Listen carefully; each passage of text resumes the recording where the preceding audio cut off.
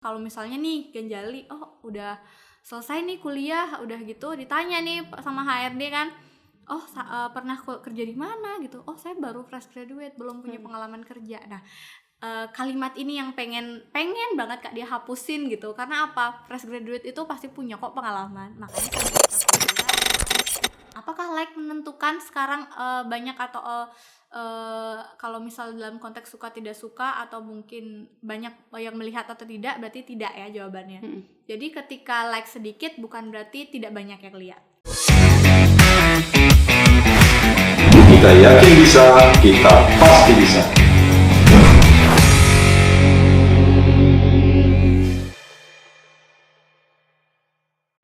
Hai sahabat weekend, balik lagi di weekend episode kali ini. Kali ini barengan sama aku ya, Ganjali.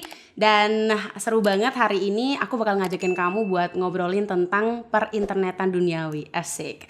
Dan yang akan ngobrol barengan sama aku hari ini adalah sosok narasumber yang kayaknya deket banget kehidupannya dengan dunia internet gitu.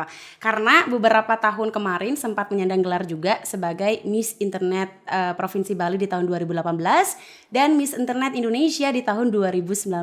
Wow, langsung aja kalau gitu. Ada Kak Diah Desvi Arina. Hai Kak. Halo, tadi nyapanya siapa nih pemirsanya? Iya, sahabat weekend. Oh, sahabat weekend. Oke, halo, salam kenal. Semoga semua dalam keadaan sehat ya. Betul. Jadi kakak juga sehat ya hari ini ya Kak ya. Sehat. Iya. Nah, Kak Diah ini juga ternyata sebagai founder ya Kak ya dari sebuah yayasan, dan nanti kita akan bahas yayasannya seperti apa, dan ini juga nggak jauh-jauh dari dalam konteks industri kreatif gitu ya Kak ya.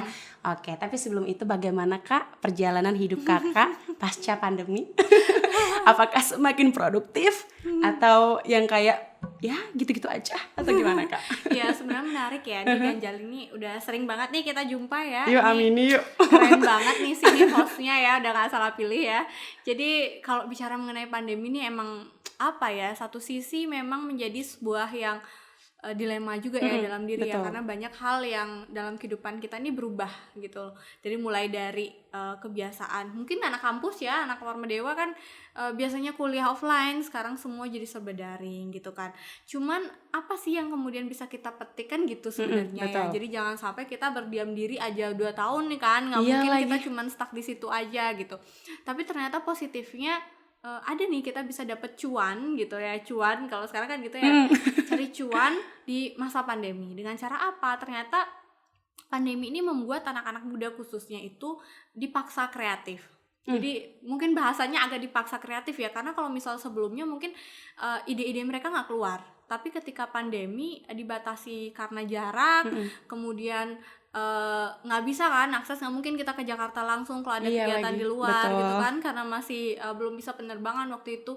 Dan akhirnya ternyata bisa ya buat seminar digital atau seminar wirausaha atau seminar apapun itu via aplikasi-aplikasi. Jadi kita nggak sebut merek ya, aplikasi-aplikasi ataupun platform yang memang menyediakan untuk akses itu gitu.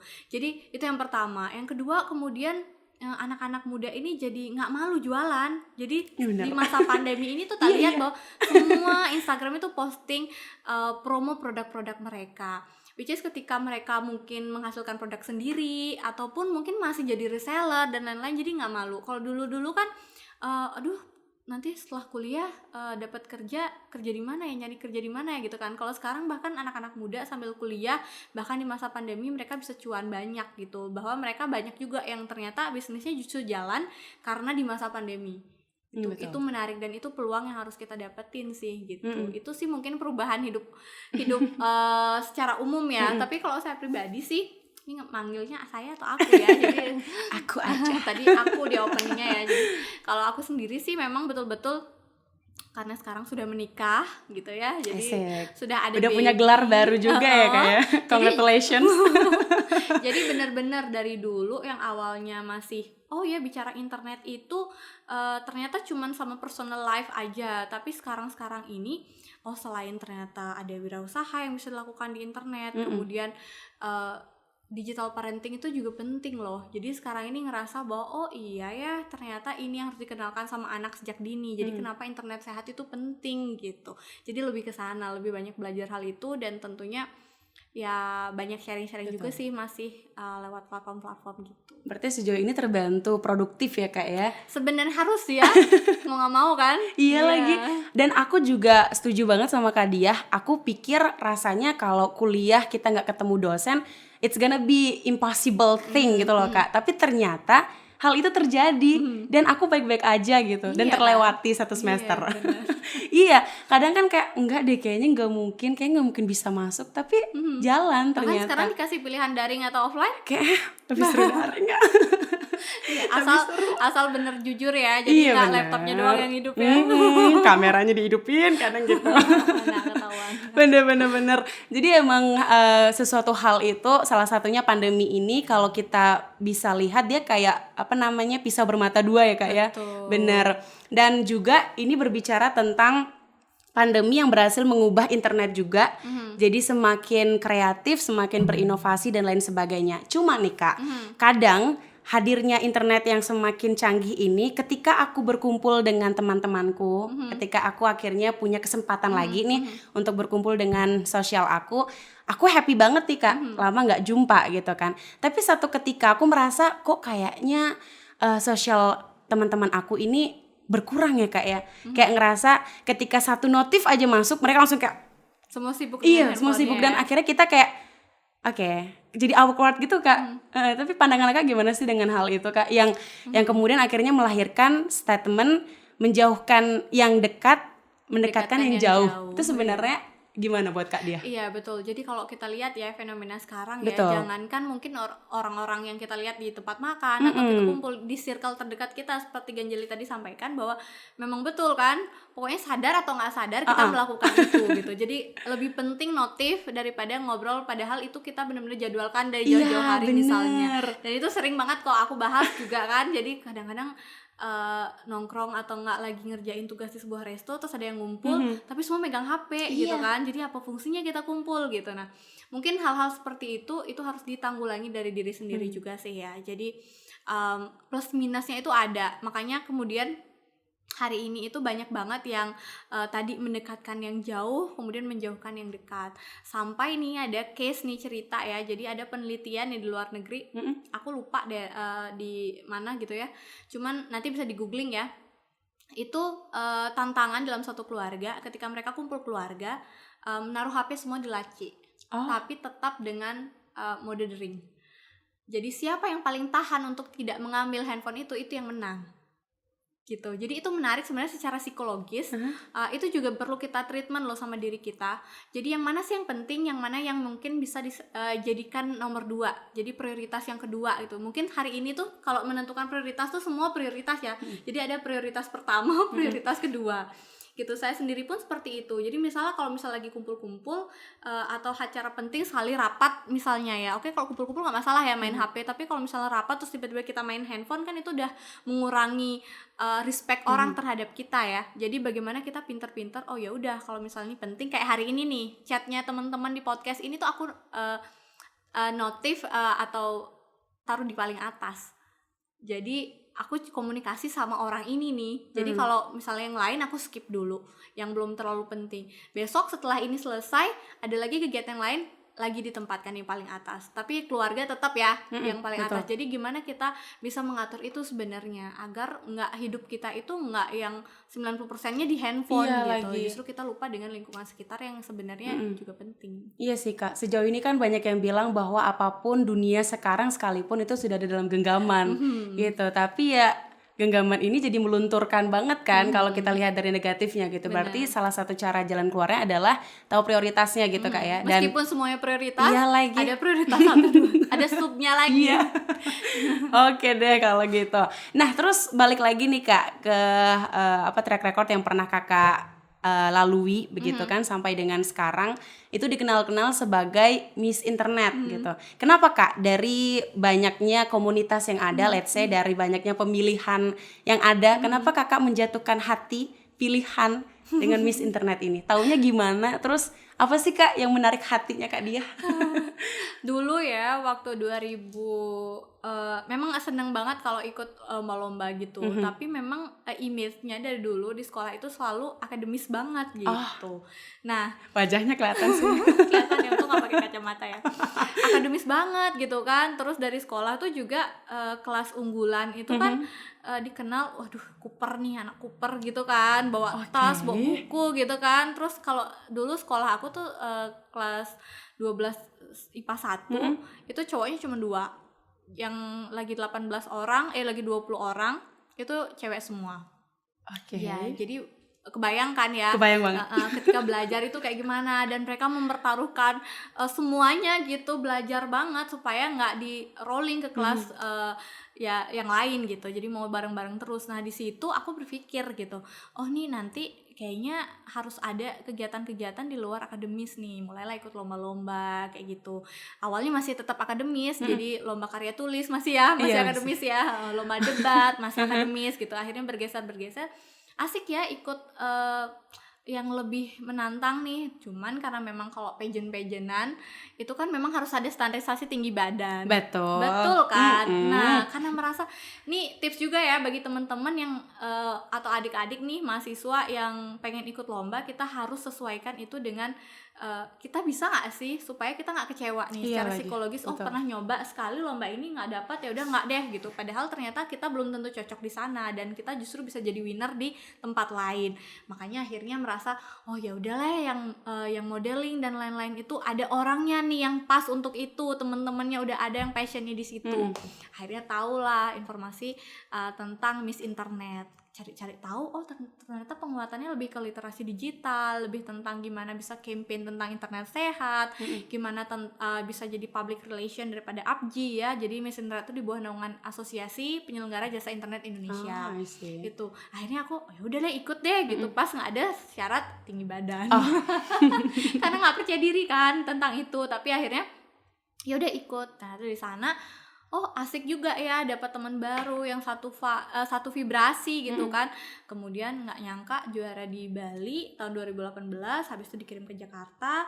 Waktu itu juga kayak wah ketemu orang-orang di seluruh Indonesia nih, perwakilan masing-masing provinsi. Ternyata ya mungkin usaha tidak mengkhianati hasil. Akhirnya winner di Jakarta itu jadi Miss Internet Indonesia 2019. Nah pasca itu 2020 udah 1 tahun menjabat, itu masih juga loh, jadi kayak mungkin Ganjali juga masih melekat gitu. Bahkan sempat kayak kita cari nih kita tuh personal brandingnya lebih kemana ya. Oh ternyata dia Miss Internet, bahkan ada yang manggil aku Miss gitu kan, saking melekatnya. Kemudian kalau posting apa-apa juga jadi sorotan meskipun memang sudah purna tugas ya. Iya benar-benar. Makanya akhirnya gimana nih caranya bahwa ketika kita sudah selesai menjabat pun itu yang penting ya di sebuah organisasi ataupun mungkin hal-hal positif yang pernah kita ikuti, bahwa 1 tahun kita menjabat bukan berarti 1 tahun berkarya, tapi 1 tahun menjabat selamanya berkarya dan menginspirasi. Jadi mungkin beban itu bukan jadi beban, tapi justru jadi cuan. Karena apa? Ya kan? Jangan jadikan sebagai beban, tapi jadi cuan. Karena apa? Lebih banyak legacy, lebih banyak link juga kan, partner yang banyak banget di bidang yang sama. Jadi otomatis kesempatan untuk kolaborasi lebih banyak. Dan banyak banget peluang-peluang cuan di era digital yang bisa dilakukan dengan cara kreatif tentunya. Oke. Dan aku menarik banget Kak dengar tadi Kakak bilang bahwa setelah akhirnya menyandang gelar itu ada sebuah keharusan nih untuk lebih berhati-hati dalam personal branding dan lain sebagainya. Jadi apakah bisa disimpulkan Kak, ketika kita mengikuti sebuah ajang atau sebuah lomba atau kegiatan itu baru muncul nih rasa untuk jaga image dan lain sebagainya dalam bersosial media, itu ada pengaruhnya nggak sih Kak? Jaga image-nya itu lebih ke jaga image positif ya sebenarnya.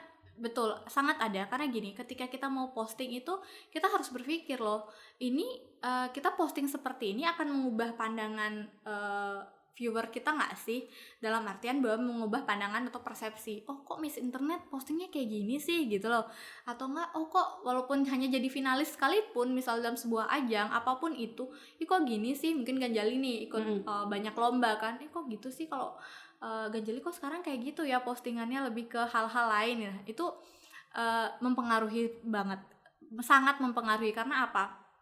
kalau misalnya sekarang nih contohnya ya, lagi punya baby, akhirnya kita berpikir bahwa oh ternyata apa yang kita posting tentang anak itu juga bisa menginspirasi loh orang-orang. Jadi banyak yang DM aku, Kak Dia ini gimana ya, dotnya dikasih merek apa, terus bla bla bla. Oh ternyata postingan aku menarik ya buat orang-orang ya. Akhirnya di sana ngerasa bahwa oh iya ternyata pemahaman ibu-ibu muda tentang literasi digital, apa yang harus mereka share, apakah mereka batasan mereka menggunakan handphone ketika di depan anak segala macam, oh ternyata bisa jadi suatu hal yang menarik untuk di-share. Makanya kenapa selamanya menginspirasi, karena ya semampunya ya, apapun yang kita lakukan selagi positif ya kita share gitu. Kalau memang menurut kita kayaknya itu nggak penting-penting banget atau sekedar hiburan aja, mungkin bisa di close friend kali ya. Jadi di filter ya. Iya bener-bener.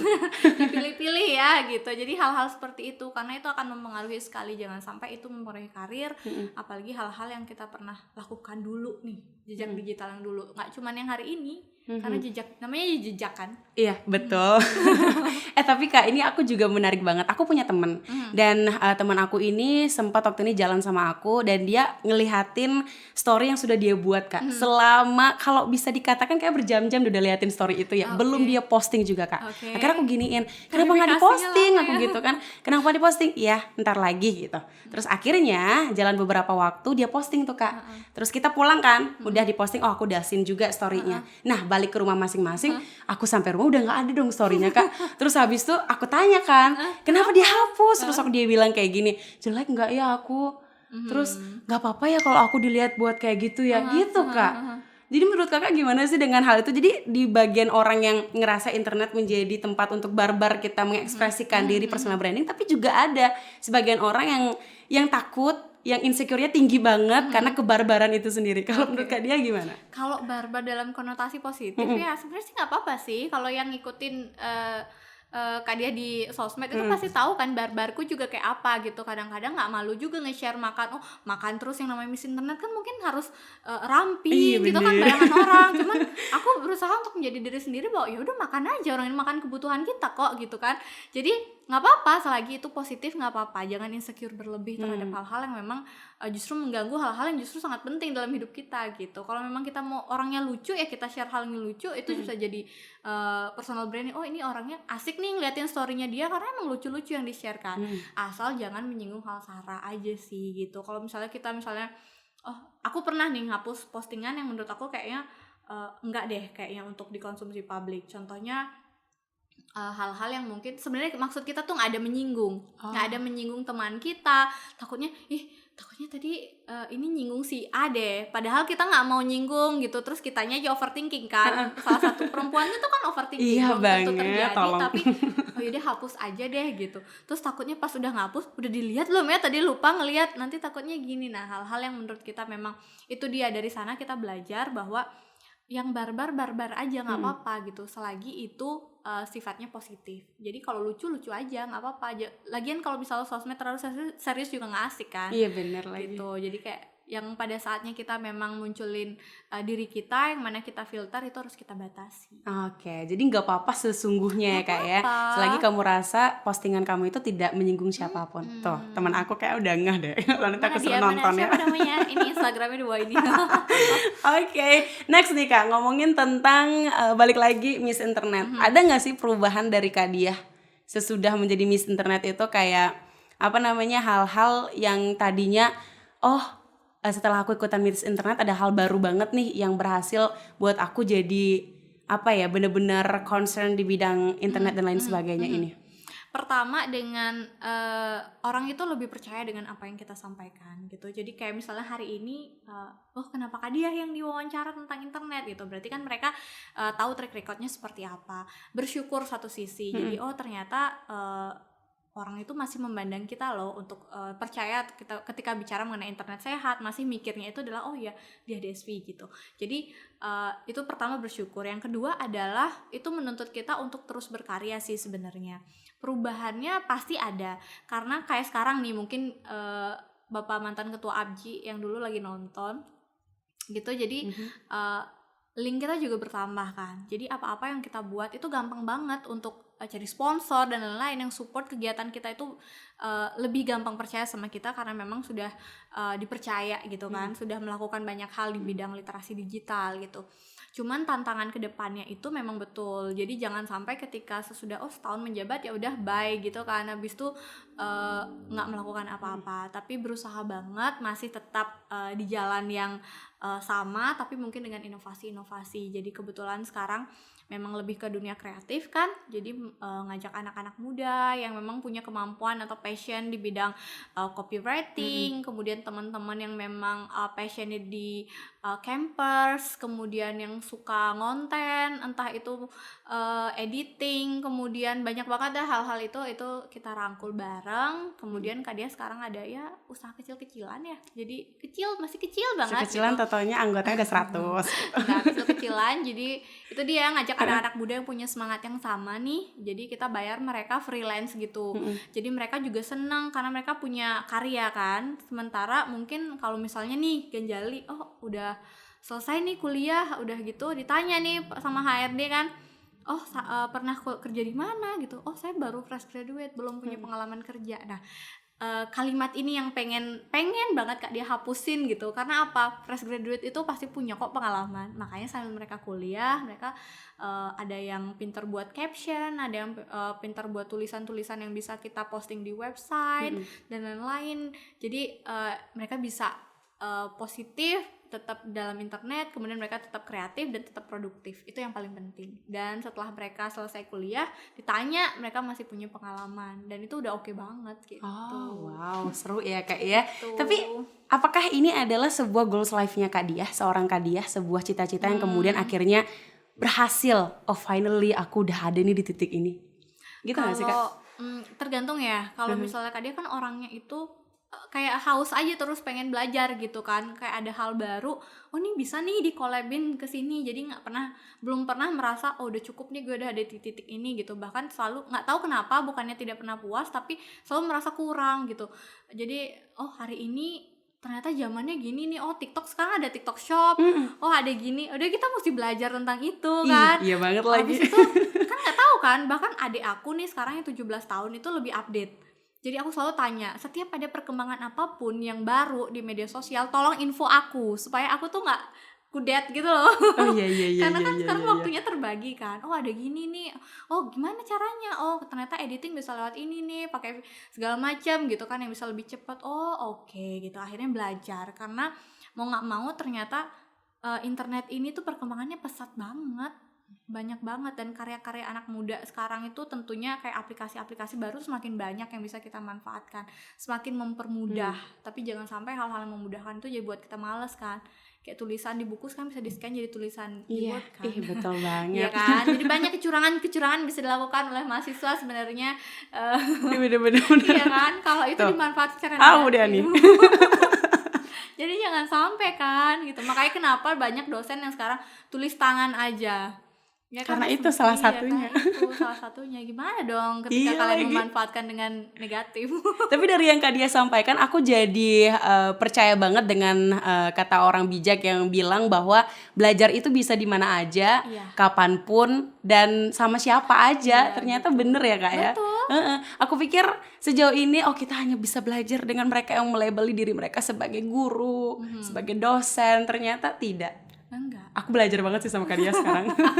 Aku belajar banget juga sama nih anak-anak Warma Dewa nih keren banget loh, apalagi Bapak Wisnu Murti ya. Dengan aku kaget aja kan dihubungin, wah punya podcast khusus nih, terus langsung kepo kan.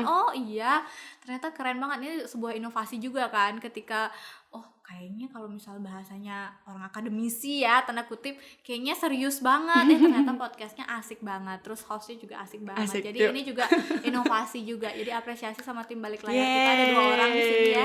Terima kasih kalau begitu Pak Wisnu ya, sudah memberikan ruang dan tempat ini, juga Yayasan Kesejahteraan Korpi Provinsi Bali tentunya. Tempatnya nyaman banget ya Kak ya. Nyaman banget ya. Adem ya. Adem, AC-nya juga. Balik lagi Kak, kalau kita bahas tentang, tadi Kakak sempat nyinggung soal literasi digital. Seperti apa sih Kak yang mudah untuk kita pahami dengan kata literasi digital itu sendiri? Sesederhana apa yang boleh dan tidak boleh dilakukan di internet sih. Kalau misalnya sederhananya ya, jadi apa yang boleh dan tidak boleh dilakukan gitu. Itu sebenarnya bagaimana kemudian kita selalu haus akan informasi juga, tapi tidak kemudian barbar banget gitu loh. Jadi hal-hal yang kemudian perlu dipelajari juga dan perlu diwaspadai juga, gimana mahasiswa khususnya itu paham literasi digital. Karena kan banyak banget nih anak-anak yang di luar konteks ya menggunakan media sosial mereka dalam catatan bahwa contoh kuliah nih sekarang hari ini, kemudian mereka merasa bahwa literasi digital itu nggak begitu penting kok, dengan nggak relate sama kehidupan kita sekarang gitu kan. Nah, kalau bicara mengenai literasi digital itu adalah sesederhana apa yang boleh dan tidak boleh dilakukan. Jadi bagaimana kemampuan literasi itu ditingkatkan kan gitu ya. Kalau misalnya kita bahasanya literasi digital, kemudian tingkatkan literasi membaca Indonesia, itu kayaknya berat banget, orang-orang nggak mau ya. Betul.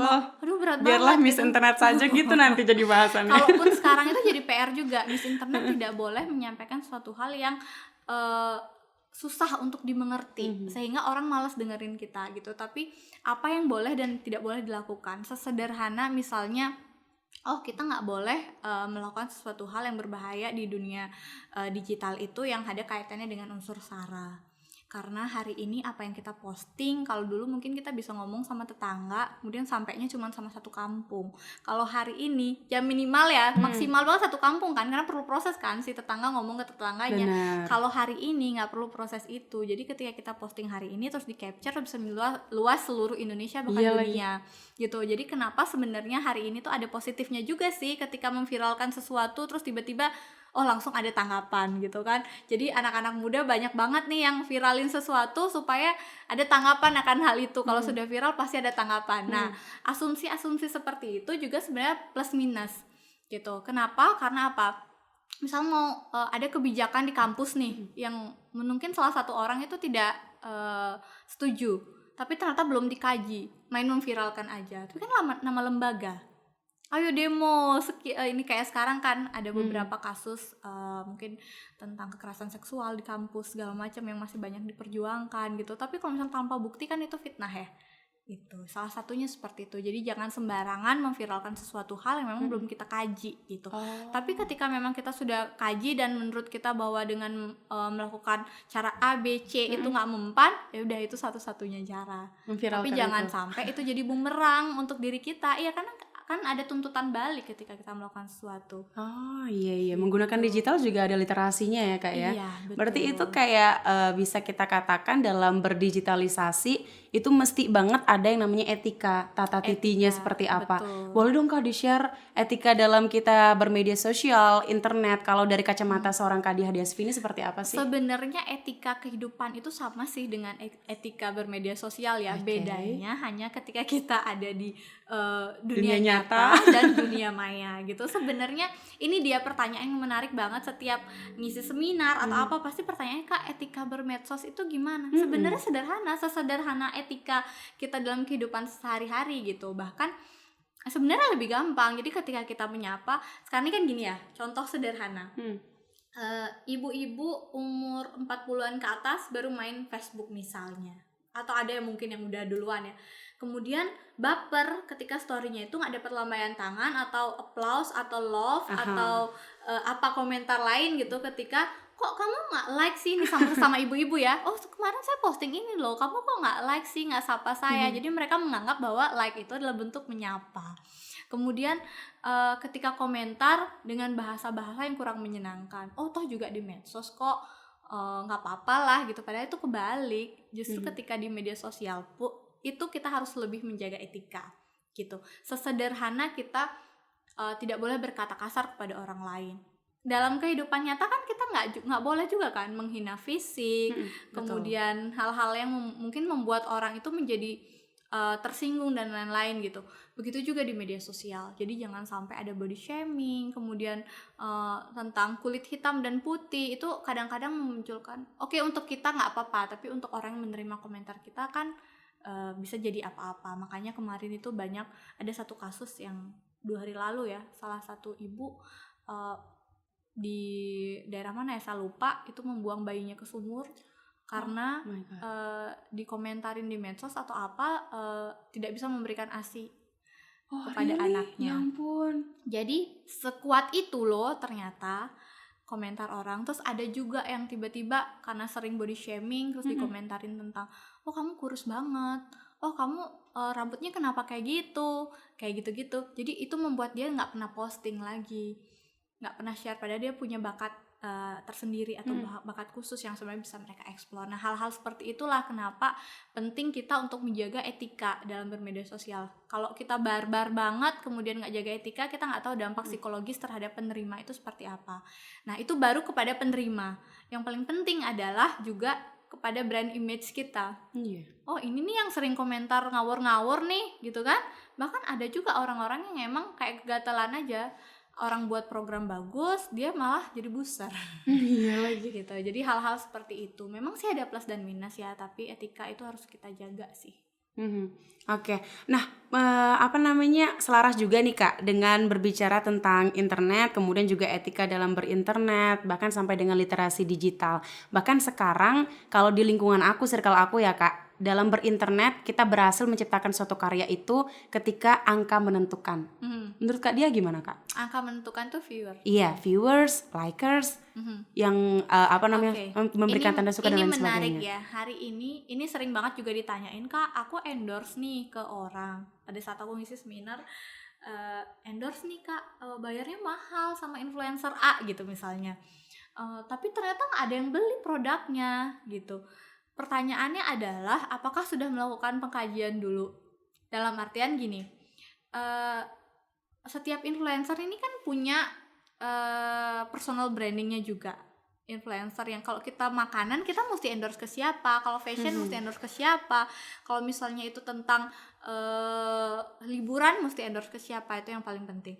Kemudian ternyata followersnya ini banyak Kak, padahal banyak ya, followersnya banyak, tapi kok dikit ya yang view punya aku. Nah, ini penting ya, insight sebenarnya yang menentukan. Ini yang pertama ya, tips untuk teman-teman yang mau endorse barang atau jasa kepada teman-teman influencer. Yang paling penting itu adalah insight. Jadi kita lihat insight-nya dulu, bukan followers. Jadi angka follower tidak menentukan berapa viewer, itu yang paling penting. Kemudian yang kedua adalah apakah ketika orang nge-like itu berarti orang suka, dan ketika tidak nge-like orang tidak suka. Sekarang kita berkaca sama diri sendiri ya. Kita suka postingan ini, tapi kadang kita lupa like.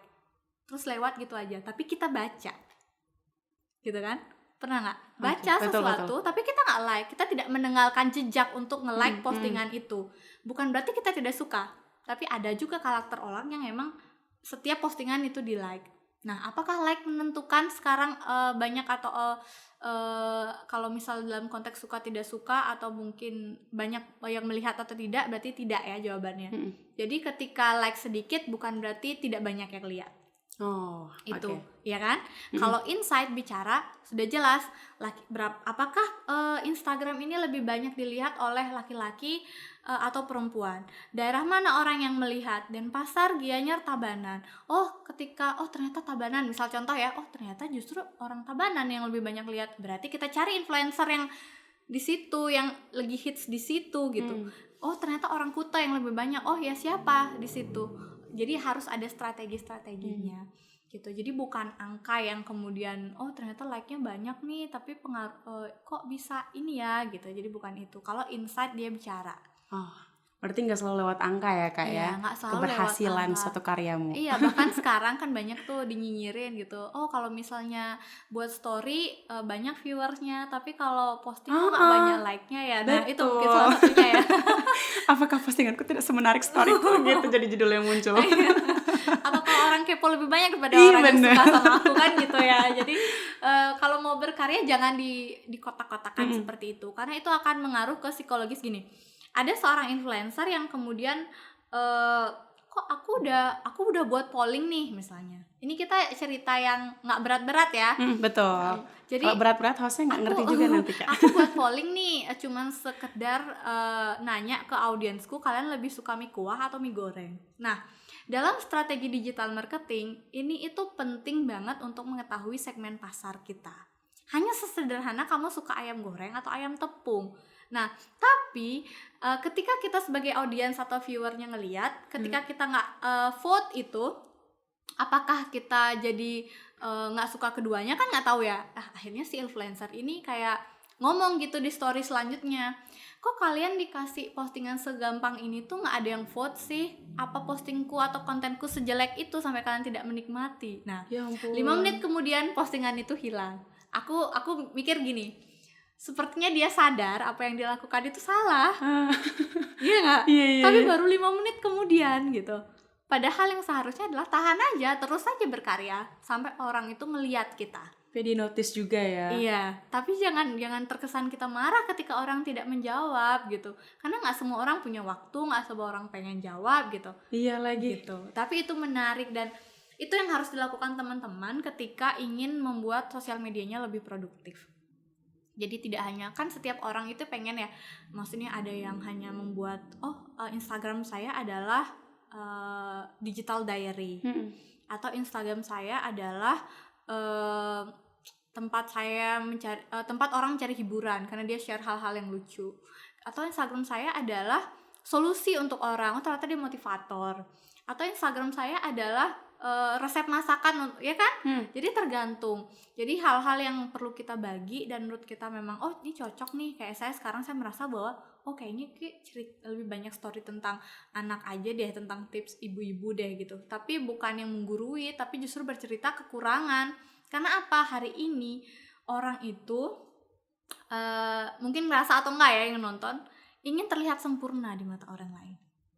Ingin terlihat, wah dia keren banget ya, wow selalu menginspirasi ya, wah story-nya itu bercerita tentang kesempurnaan hidupnya ya. Padahal ternyata ada hal-hal lain yang justru lebih menarik, yaitu mengakui kesalahan, kemudian belajar dari kesalahan gitu loh.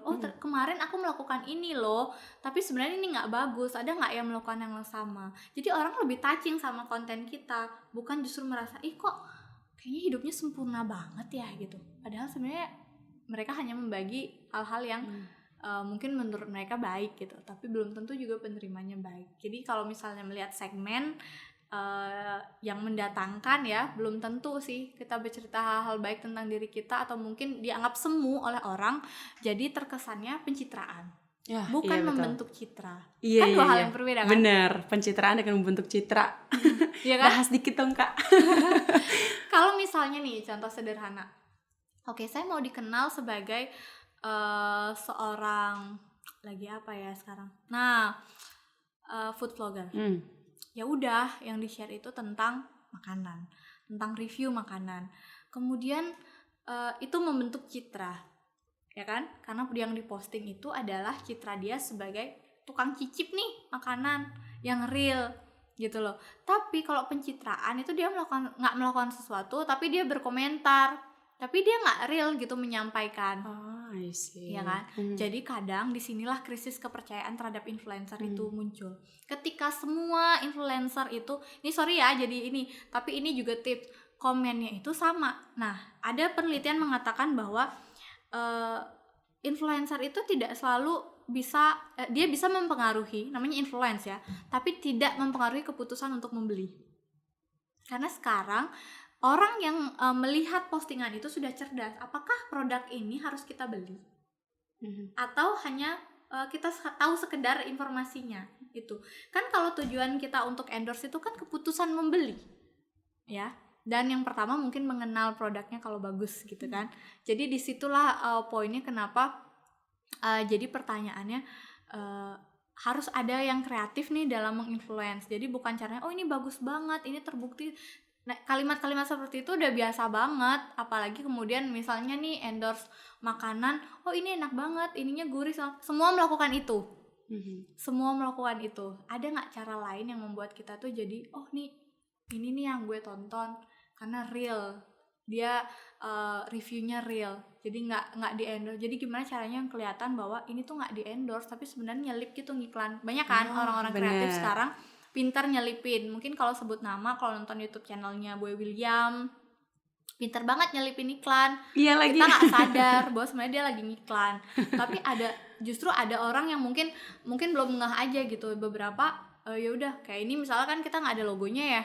Mm-mm, Jadi nggak betul. ngiklan kan, tapi poin kalau misalnya tiba-tiba ini ada logonya, poin masuk kan satu gitu. Hal-hal seperti itu. Jadi kalau misalnya mau cerdas, ngiklan segala macam itu adalah ketika dia berhasil, audiens itu mengira bahwa itu bukan iklan. Tapi kalau misalnya kamu reviewnya, wah ini keren banget, ini bajunya kece banget segala macam, biasa aja, itu hanya oh iya tahu ini baju ini, tapi tidak mempengaruhi keputusan membeli. Terus menariknya nih, ada yang menentukan timing beli.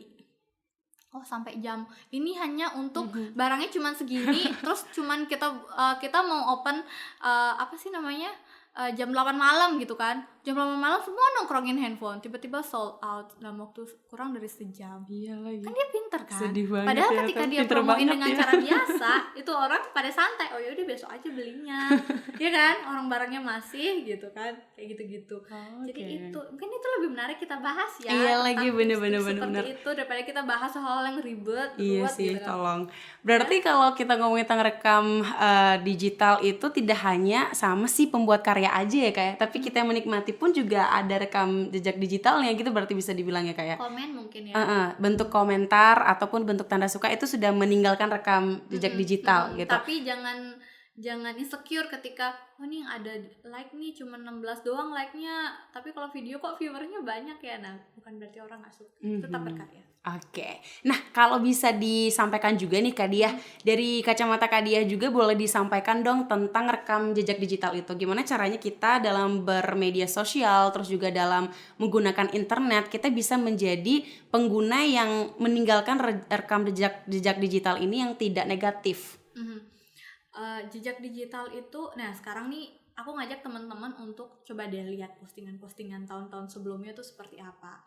Kemudian yang paling penting adalah kita itu tahu apa yang boleh dan tidak boleh kita lakukan. Itu yang pertama ya.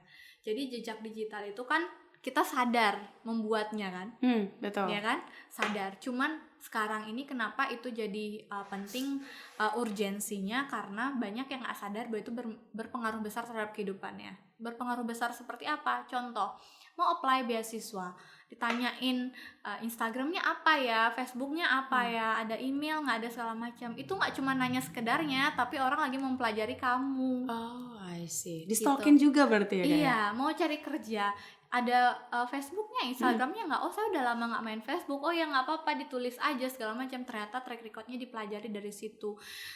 Kalau dulu mungkin kita mengenal bahwa orang mempelajari karakter seseorang lewat tulisan tangan, dan sekarang tulisan tangan bisa dibuatin sama orang lain. Mungkin ketika ngelamar kerja, aduh tulisanku jelek, tolong dong tulisin. Itu fungsinya kan, kenapa lamaran kerja itu salah satunya harus tulis tangan, karena ada menilai kepribadian bisa ada dari orang yang tulisan bisa menilai tangan. kepribadian atau HRD yang memang mempelajari tentang itu. Jadi bisa tahu oh nih karakternya orangnya keras, oh nih orangnya lembut, oh nih ini nggak cocok ditempatin di sini segala macam. Tapi sekarang kan ya udah banyak teknologi ya, bahkan semua sudah email dan lain-lain. Nah makanya kenapa kemudian jejak digital ini penting adalah ini sama seperti kamu menceritakan dirimu seperti apa. Jadi ketika kita merasa bahwa ada suatu hal yang pernah gue tulis di tahun 2013 atau segala macam, ya kita ulas-ulas lagi. Kalau memang masih bisa dihapus, hilangkan. Kalau ingin berbenah menjadi lebih baik, karena itu berpengaruh sekali, sangat berpengaruh. Jangan sampai hal-hal penting dalam hidup kita itu jadi harus tidak bisa kita dapatkan hanya karena jejak digital. Iya lagi bener gitu. Even kita udah hapus ya Kak ya. Iya, even kita udah hapus kan gitu. Dan banyak banget skandal-skandal sekarang kan jadinya ini kayaknya pernah tersandung kasus ini deh gitu. Kalau kita googling misalnya namanya siapa Ganjali, googling aja di Google, secepat itu kita bisa dapat siapa Ganjali.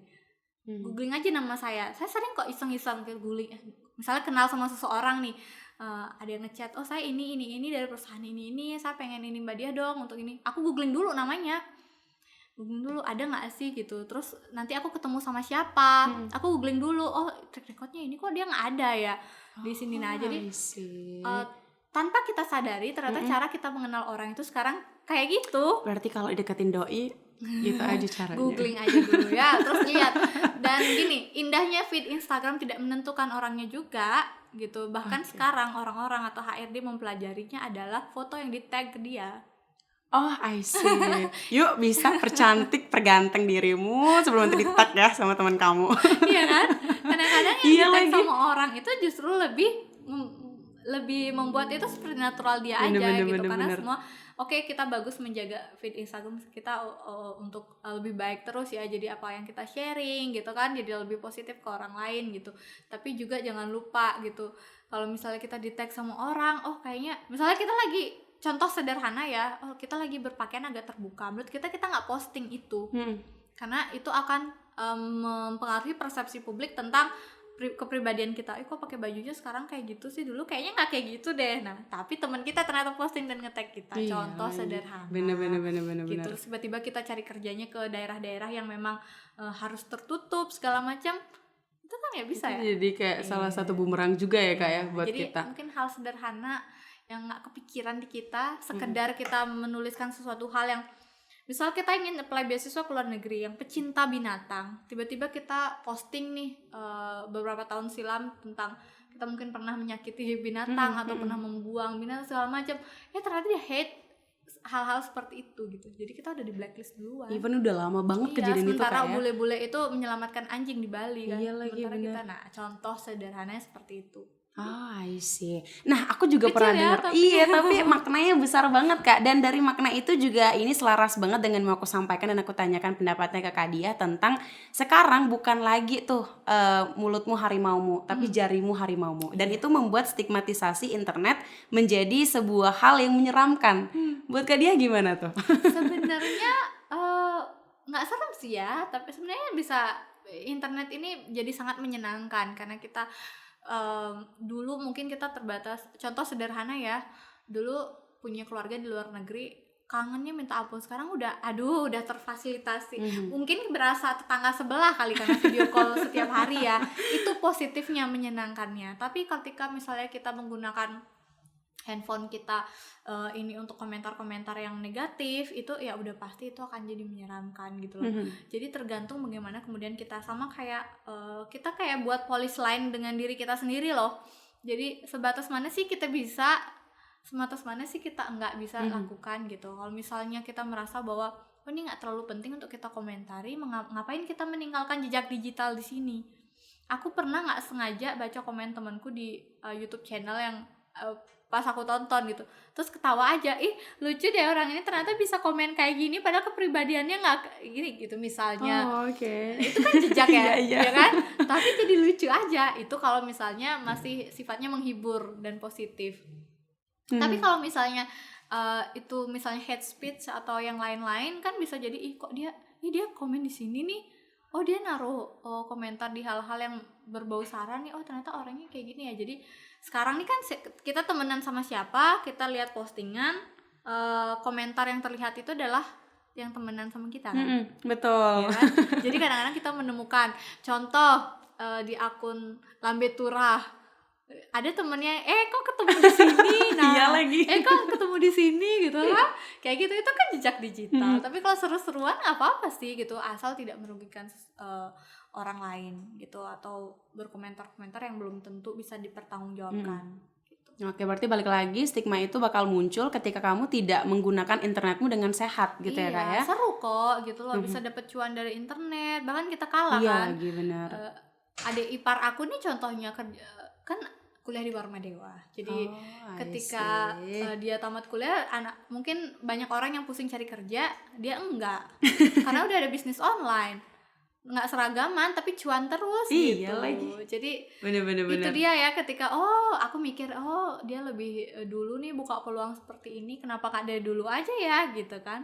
Udah jualan, ketika orang sekarang baru mungkin nggak ada yang terlambat sih, tapi ketika kita tahu lebih cepat maka kita akan merajai itu. Oke.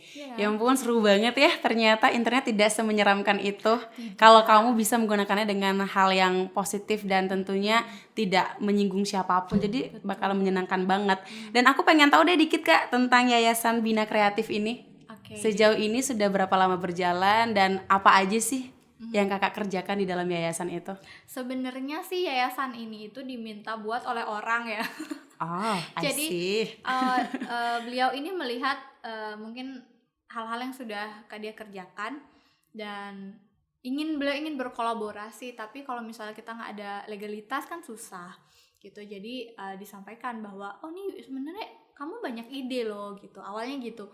orang kan banyak jualan makanan, jualan mungkin baju yang secara fisik bisa kita lihat, tetapi menurut orang tersebut gitu, Kak dia nih jualannya ide. Gitu. Jadi kadang-kadang ngobrol katanya nemu bisa nih jadiin sesuatu. Oh ya, kenapa kamu nggak buat gini aja? Nah, dari sana jadi ngambil kerjaan konsultan media sosial. Jadi kalau misalnya ada perusahaan yang baru buka, kemudian di situ kita masuk, kita mau arahin perusahaan ini kemana. Jadi yang ngasih saran itu aku, mau segmennya kemana segala macam gitu. Jadi emang jualan ide. Oke. Iya, sesederhana jualan ide. Jadi nggak kelihatan nih barang jasanya, nggak kelihatan gitu. Jadi sampai sana kita baca segmen pasarnya gimana segala macam. Nah, akhirnya dari situ buatlah kita ya dalam naungan yayasan supaya nanti kita bisa collab dengan banyak orang juga. Terus bisa jelas juga kan nanti anggotanya siapa, kemudian karya-karya yang sudah dilakukan apa. Jadi kita sering buat juga seminar-seminar wirausaha, gimana pentingnya digital marketing. Sekarang ini selain literasi digital yang emang etika bermedia sosial, yang paling penting itu kemampuan digital marketing gitu, karena memang sekarang segala macam itu udah gak konvensional. Betul. Jadi semua sudah ke internet, jadi mau gak mau semua harus maju dan adapted. Benar, mau nggak mau ya Kak ya. Iya, sekarang makanya harus bisa banget sih, setidak-tidaknya tahu teknologi dasar deh, internet dasarnya seperti apa gitu. Sesuai namanya, makanya Bina Kreatif membina anak-anak muda untuk selalu kreatif sesuai dengan passion mereka. Jadi jangan sampai ternyata dia suka, dia bisa cari uang lewat tulisannya dia loh, keren banget gitu. Dia bisa cari uang tentang kemampuan dari kemampuan editingnya dia. Dia bisa cari uang dari voice overnya dia gitu, jualan apapun suara. Berarti Kak gitu. Ya. Iya, jadi kita fasilitasi di situ. Yang penting punya ide kreatif aja bisa apa ya, kayak curhat gitu ke Yayasan Bina Kreatif ini. Bisa. Ya ampun, apakah habis ini aku bisa curhat juga langsung? Boleh.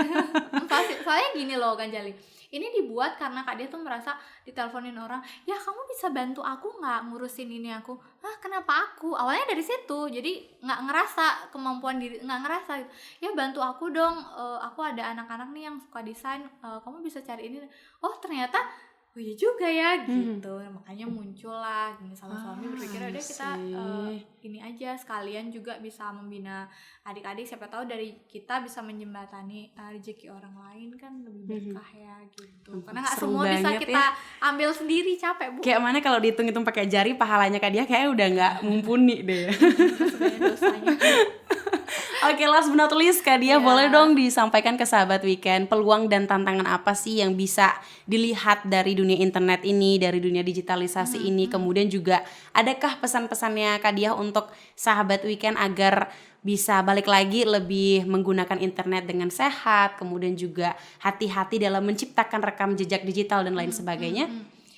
Saya yakin banget bahwa anak muda sekarang itu adalah anak muda yang kreatif, tapi mereka mungkin tidak sadar atas kemampuannya dan belum berani keluar dari zona nyamannya. Itu sih sebenarnya sesederhana hari ini semua pegang handphone, bahkan anak-anak muda generasi milenial, generasi Z itu punya peluang yang lebih besar, tapi tantangannya juga sekaligus juga lebih besar.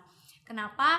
Karena tantangan dan peluang ini tuh beririsan gitu. Jadi gimana kita bisa memaksimalkan peluangnya, dan tantangannya ini bisa kita jadikan semangat untuk pacuan lebih baik lagi ke depannya. Contohnya adalah bagaimana kita mampu memfilter mana yang boleh dan tidak boleh dilakukan di media sosial, mana yang jejak digital yang kemudian merugikan kita, mana yang kemudian sekedar hiburan, mana yang mengedukasi, dan mana yang menginspirasi. Itu mungkin bisa dipetakan mulai dari sekarang. Jadi lebih hati-hati. Setiap mau berkomentar, kayaknya nggak perlu deh kita meninggalkan jejak di sini. Kayaknya komentar kita ini menuai kontroversi deh yang nanti akan berbahaya sama diri kita sendiri, institusi. Karena gini, sehari ini Ganjali dekat dengan apa? Beberapa institusi kan. Ganjali adalah pernah kuliah di sini, sekarang kerja di sini, jadi brand ambassador ini gitu misalnya. Jadi ketika Ganjali membuat komentar sesuatu hal, itu bukan hanya yang rugi diri sendiri ketika itu negatif misalnya, tapi institusi dan banyak logo di belakang kita gitu kan. Gitu. Jadi dan yang paling penting orang tua gitu. Jadi jangan sampai kemudian hal-hal kecil yang kita lakukan itu membuat malu orang-orang dekat kita gitu. Tapi bagaimana kemudian saya yakin dan percaya bahwa anak muda sekarang itu jauh ya dari, saya kan angkatan kelahiran tahun 95, apalagi yang tahun 2000 ke atas itu udah kemampuannya canggih-canggih banget. Tinggal bagaimana mereka mampu memetakan kemampuan ini, mengetahui passion mereka dan menuangkan ide kreatif mereka lewat digital. Karena gini, orang-orang yang sebelumnya, mungkin tahun-tahun sebelumnya yang duluan lahir gitu ya, itu tidak punya kesempatan ini. Kenapa dibilang bahwa anak muda ini punya peluang besar untuk sukses lebih besar karena mereka lebih aware dengan teknologi. Jadi jangan sampai kesempatan ini disia-siakan. Yang ini closing statement ya sekali ada. Betul. Ya, jadi yang punya kemampuan apapun itu, kenali kemampuanmu, kenali passionmu. Ketika sudah mengenali apa kemampuan dan passion kita, mulai gali itu.